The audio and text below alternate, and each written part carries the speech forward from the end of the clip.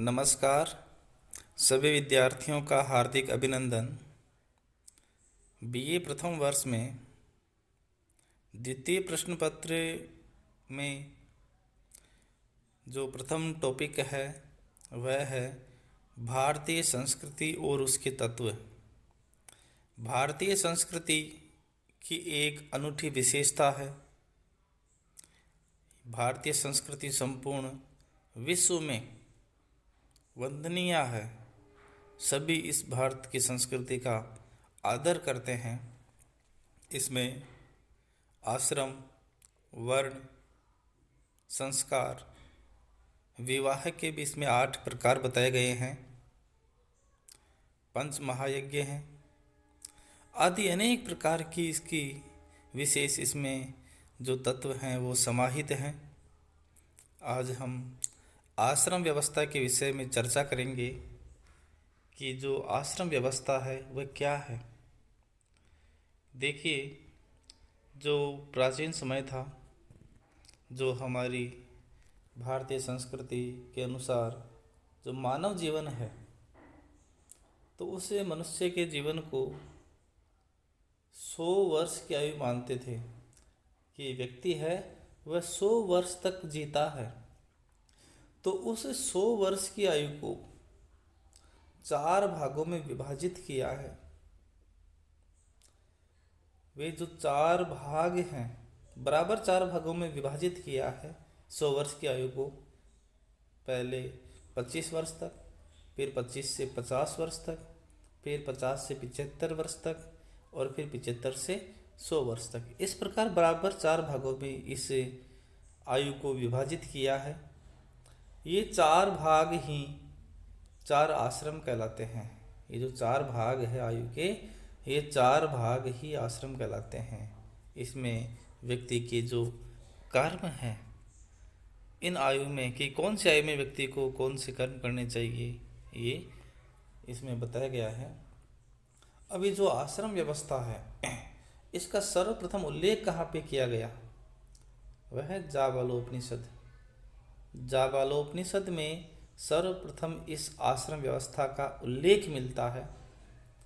आयु व कर्म के अनुसार, कर्मानुसार, आयु व कर्मानुसार आश्रम वर्गीकरण निम्नानुसार है। जो नीचे तालिका दी गई है, ये जो नीचे सारणी दी गई है, इस सारणी में आयु और कर्म के अनुसार ये जो 4 आश्रम हैं उनके नाम हैं। जो प्रथम 25 वर्ष हैं, 0 से लेकर के जो प्रथम 25 वर्ष हैं, इस अवस्था को हम ब्रह्मचर्य आश्रम में मानते हैं कि ये ब्रह्मचर्य आश्रम की अवस्था है 0 से लेकर के 25 वर्ष तक की। इसमें जो मुख्य पुरुषार्थ हैं, 4 पुरुषार्थ होते हैं, धर्म, अर्थ, काम और मोक्ष। पुरुषार्थ 4 हैं, धर्म, अर्थ, काम और मोक्ष। अब इसमें जो प्रधान कार्य है ब्रह्मचर्य आश्रम में, उसका वो प्रधान कार्य क्या है? उसका प्रधान कर्म है विद्याध्ययन, यानी विद्या का अध्ययन करना और तपोमय जीवन जीना। जो ब्रह्मचर्य आश्रम में जो ब्रह्मचारी रहता है, यानी कि ब्रह्मचर्य आश्रम में जो व्यक्ति ब्रह्मचर्य जीवन जीता है वह ब्रह्मचारी होता है। तो इस ब्रह्मचारी का जो प्रधान कर्म है वह है विद्याध्ययन करना और तपोमय जीवन जीना, गुरु के आदेशों की पालना करना। गुरु जो कोई कार्य बताए वह उनको बिल्कुल मनोयोग से धारण करता था, गुरु की सेवा करता था और श्रद्धापूर्वक विनम्र भाव से विद्या का अध्ययन करता था ब्रह्मचर्य आश्रम में। तो जो प्रथम 25 वर्ष हैं वह ब्रह्मचर्य आश्रम के हैं। अब द्वितीय जो आश्रम है वह है गृहस्थ आश्रम। द्वितीय आश्रम है गृहस्थ आश्रम। इसकी आयु क्या है? 26 वर्ष से लेकर के 50 वर्ष तक। 26 वर्ष से लेकर के 50 वर्ष तक की जो अवस्था है वह है गृहस्थ आश्रम की अवस्था है। इस गृहस्थ आश्रम में व्यक्ति विद्याध्ययन के पश्चात विवाह करने के उपरांत वह गृहस्थ आश्रम में प्रवेश करता है, संतानोत्पत्ति करता है और जो गृहस्थ जीवन के कर्तव्य होते हैं उन सभी का वह निर्वहन करता है। ये जो पंच महायज्ञ हैं वो भी इस गृहस्थ आश्रम में किए जाते हैं। त्रिविध जो ऋण हैं उन त्रिविध ऋणों से भी वह उन्मुक्त होने का प्रयास करता है। इसके जो 3 मुख्य पुरुषार्थ हैं वो है धर्म, अर्थ और काम। इसमें व्यक्ति धर्म भी करता है, अर्थ कमाने की भी चेष्टा करता है। वो अर्थ नहीं तो फिर जीवन कैसे जिएगा, गृहस्थ जीवन चलेगा कैसे, इसलिए वह धर्म, अर्थ और काम तीनों पुरुषार्थों इसमें साथ लेके चलता है। इसमें धन प्राप्ति, विवाह और संतान उत्पत्ति ये इसमें कार्य आते हैं। अब है वानप्रस्थ आश्रम। तीसरा है वानप्रस्थ आश्रम। इसकी आयु 51 से लेकर के 75 वर्ष तक। जो तीसरा आश्रम है वह वानप्रस्थ आश्रम है। यह जो मनुष्य की 100 वर्ष की आयु है उसमें जो तीसरा भाग है 51 वर्ष से लेकर के 75 वर्ष तक है, इस अवधि में ये वानप्रस्थ आश्रम रहता है।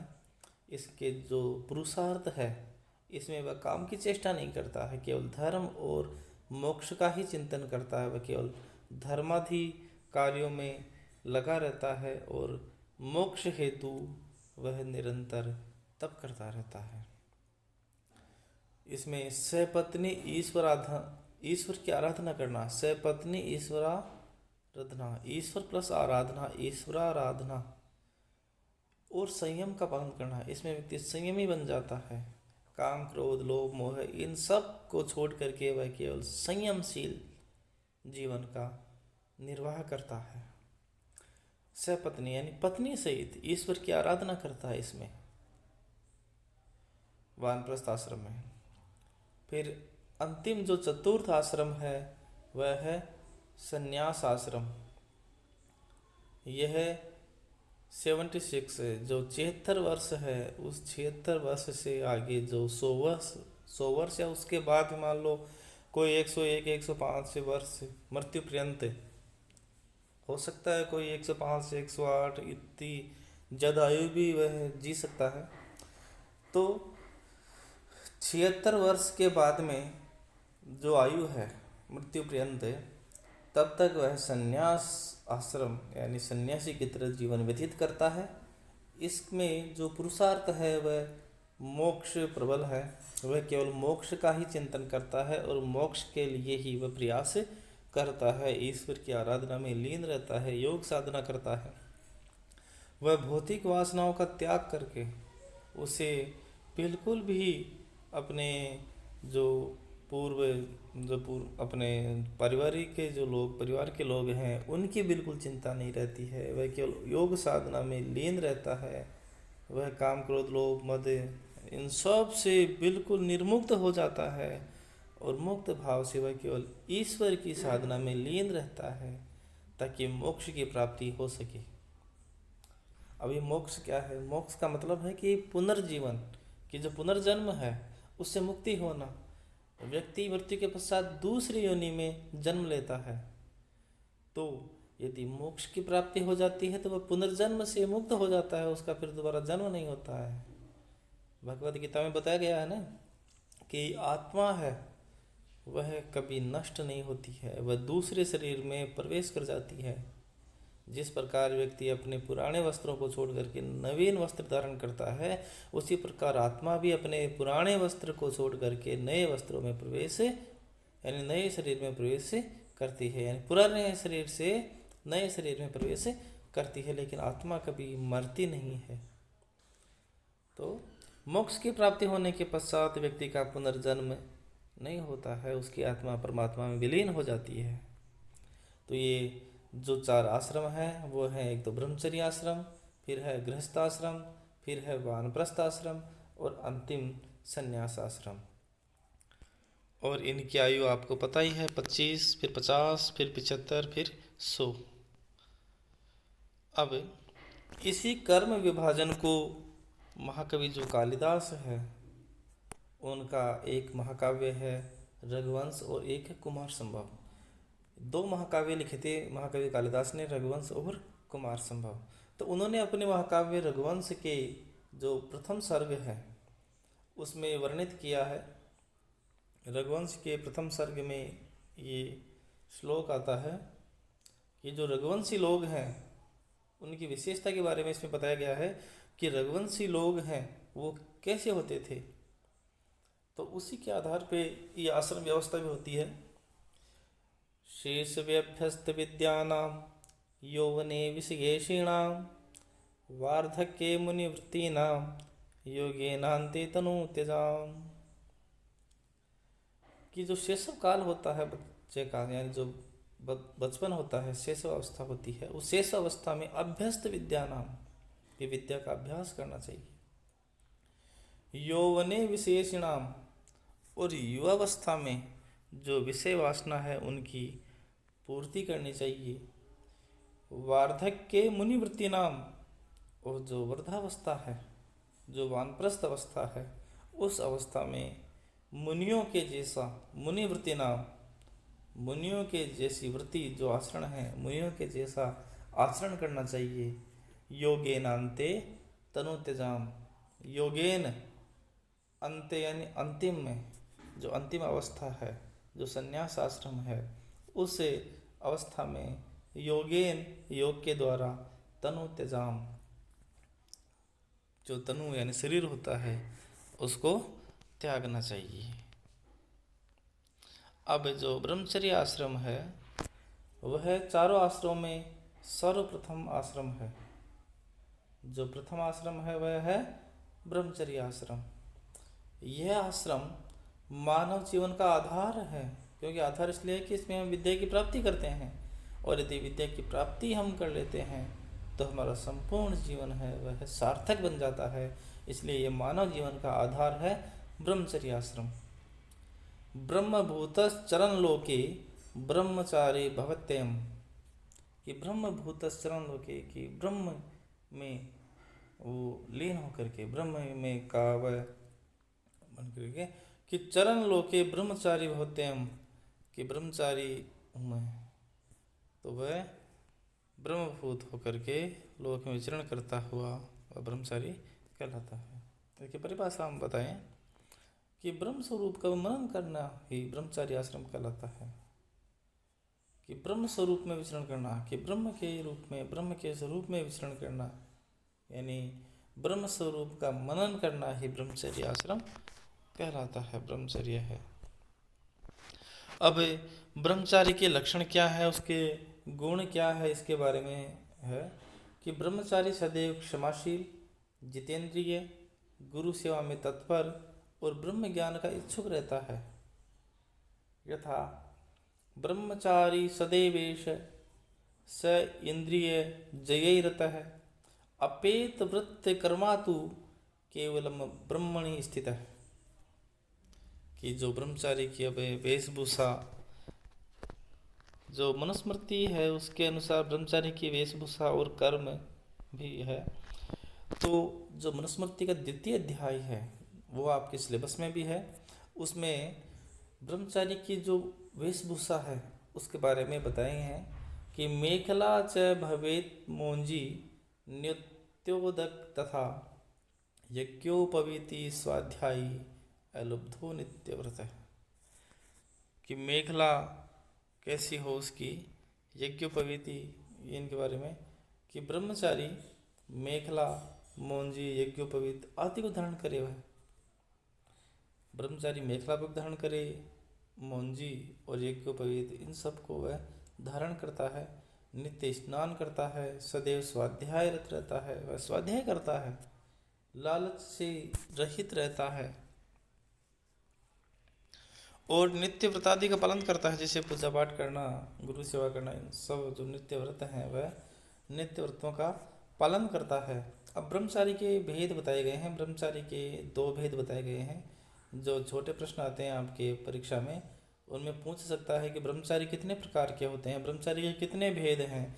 तो ब्रह्मचारी के मुख्यतः दो भेद हैं, दो प्रकार बताए गए हैं।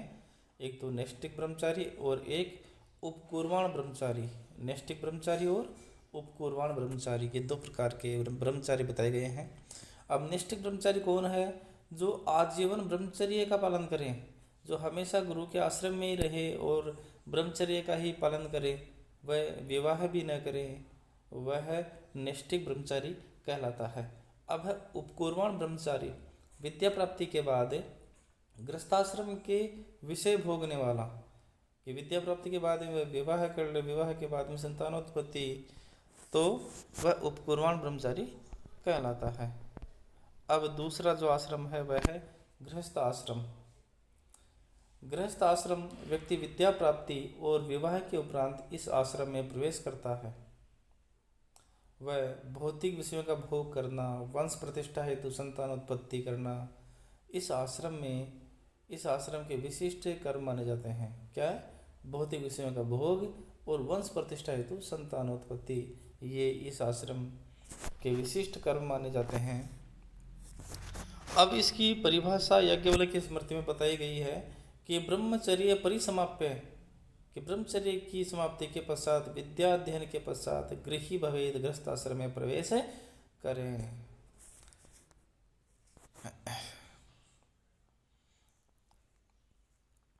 अब इसके पश्चात जो तृतीय आश्रम है वह है वानप्रस्थ आश्रम है। यह मानव जीवन का तृतीय आश्रम है, तृतीय अवस्था है, यानी कि 51 से 75 वर्ष की आयु में यह आश्रम आता है, यह अवस्था मानी जाती है। इसकी परिभाषा है वने प्रकर्षेण नियमेन च तिष्ठति चरति इति वानप्रस्थः। वानप्रस्थ ए वानप्रस्थ है, कि वन में प्रस्थान करने वाला ही वानप्रस्थ कहलाता है, वन में विचरण करने वाला ही वानप्रस्थ कहलाता है। वन में विचरण तो कोई भी कर सकता है, लेकिन वह वानप्रस्थ थोड़ी होगा। वह नियम पूर्वक वन में प्रकर्षण नियमेन, प्रकृष्ट नियम से, विशेष नियमों के पालन से वह आश्रम में उनमें वन में निवास करता है। विशेष नियमों का पालन करता हुआ जब वह वन में निवास करता है वह वानप्रस्थ कहलाता है। वह धनार्जनादि सांसारिक दायित्व पूर्ति करके तीनों ऋणों से मुक्त होकर, जब वह गृहस्थ आश्रम में तीनों ऋणों से मुक्त हो जाता है, उन तीनों ऋणों से मुक्त होने के पश्चात वानप्रस्थ, यानी घर का भार, जो घर का कर्तव्य है, वह अपने पुत्रों को सौंप करके विषय भोग से दूर होकर वन में आत्मोन्नति प्राप्त करना ही वानप्रस्थ आश्रम कहलाता है। कि ही अपनी उन्नति प्राप्त, अपने जो मोक्ष का जो लक्ष्य होता है उसकी वह पूर्व अवस्था होती है, वह प्रारंभ कर देता है वानप्रस्थ से ही। उसके नियमों, यानी अचानक कोई व्यक्ति है वह कठोर नियमों का पालन नहीं कर सकता, धीरे धीरे वह उसमें ढलना चाहता है। जब वह संन्यास आश्रम में कठोर नियमों का पालन करता है मोक्ष प्राप्ति हेतु, तो उन नियमों के पालन करने के लिए वह इस वानप्रस्थ अवस्था से ही वह प्रयास करना चालू कर देता। धीरे धीरे धीरे धीरे वह प्रयास करना चालू कर देता, ताकि वह एक साथ इतना उस कठोर नियमों का पालन करने से उनको सहन कर सके। अब आगे है, तो जो वह 3 ऋण हैं, ऋषि ऋण, देव ऋण और पितृ ऋण, इन तीनों ऋणों से मुक्त होकर के, और जो अपना घर की जिम्मेदारी है वह घर की जिम्मेदारी अपने पुत्रों को सौंप करके और विषय भोग आदि से दूर होकर के वन में अपनी उन्नति प्राप्त करने हेतु वानप्रस्थ आश्रम में प्रवेश करता है। अब प्राचीन काल में जो वानप्रस्थी जो होता था उसके लिए एक वेखाना शब्द का प्रयोग किया जाता था। ब्रह्म की प्राप्ति के लिए प्रयास करना ही, ब्रह्म की प्राप्ति के लिए प्रयास करना ही इस आश्रम का परम कर्तव्य माना जाता है।